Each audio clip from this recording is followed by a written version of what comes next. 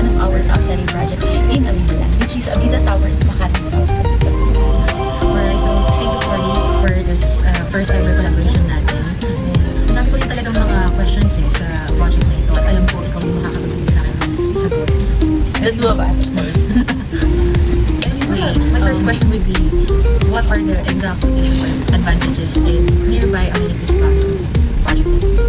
Actually, Avida Towers Makati South Point is located in Gina Rosas Avenue in Makati City, which is very near in Makati BGC. And the nearest malls, shops are Greenbelt, Glorieta, SM, and meron din malalapit na schools kagaya ng Don Bosco, walking distance lang, and walking distance lang din ang project na to from MRT Magallanes Station, and walking distance from Walter Mart. So, very accessible talaga. Ang ganda ng location, yung project. Pwede siya sa pang-office, mga Ito yung project na malapit din sa Skyway, so may bandang Don Bosco exit. Yes, Kasi Don Bosco yung station. yes, exactly.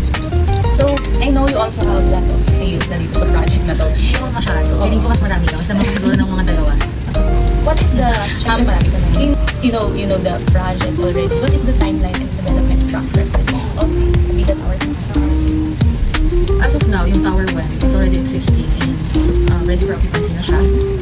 I know may offer na yun na rent-own offer, but I'll let you discuss that with you. Kasi many sa mga figures na yun. So, I'll leave it with you.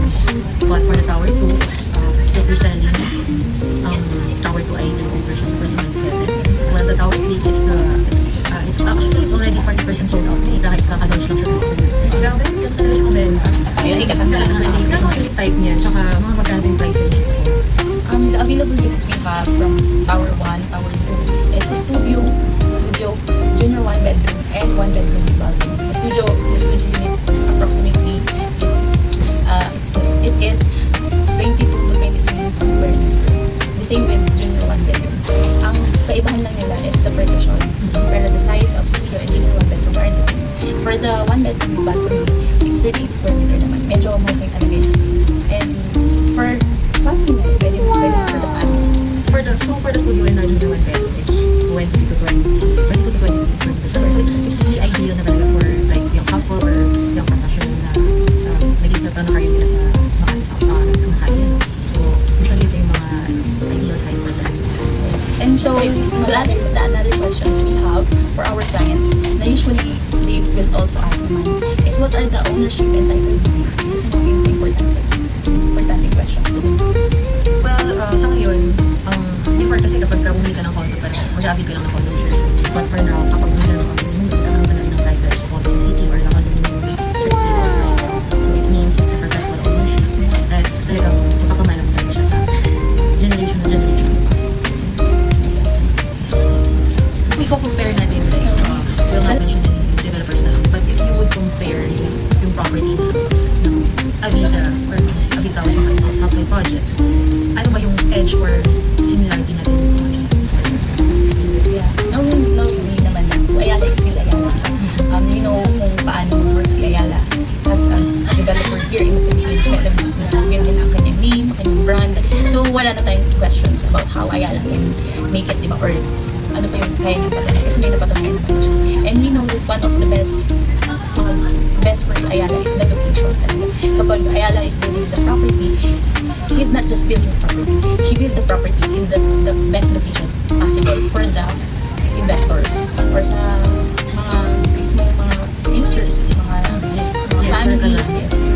And also, for the investors, napakataas ng demand ng rentals and resale for the condos kasi naka-build siya sa the right locations. It gives both lifestyle and also convenience.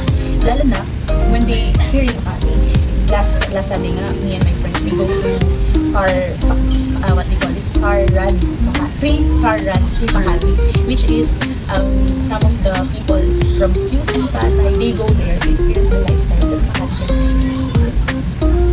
Like mga how much ba yung range ng rental rate for like studio? For the studio, we have 15,000 pesos for the bare units, and for semi-furnished, maabot ito ng 18 to 20,000, and for fully furnished, talaga nasa 25,000 for studio lang. And what about that one bedroom with balcony? Medyo mas mataas na nasa 30,000 plus na yung bare balcony or semi-furnished.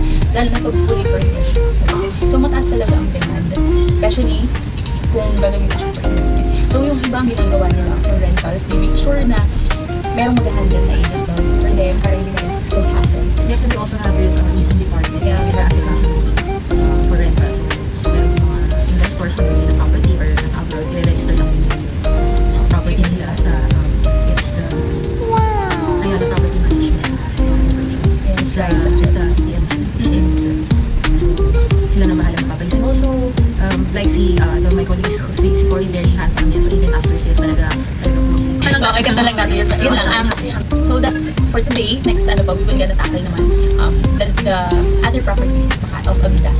But if you have any questions regarding sa property, you can comment or you can directly message Cory or me para sa mga iba pang questions. That's for today. Thank you for watching and thank you for giving us more time. And that's all. Bye!